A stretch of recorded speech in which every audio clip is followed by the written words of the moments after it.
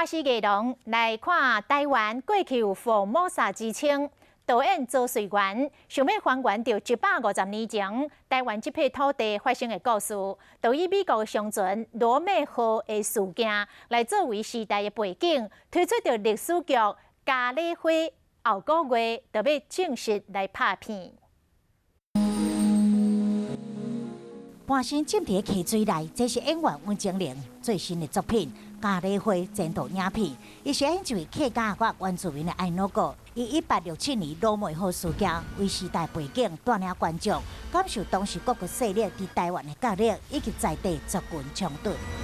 如果要找到当时的文史资料，是一件真的非常辛苦跟非常困难的事。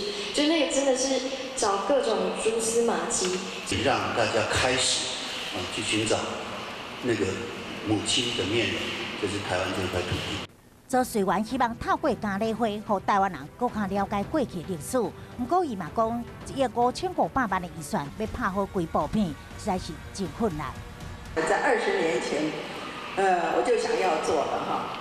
那从那个时候一直到现在，这是真正的第一部历史大戏。 为了刻画出150年前福摩萨样貌，剧组对去年5月就开始勘景，目前启动整组募资的计划，预计在8月正式拍片。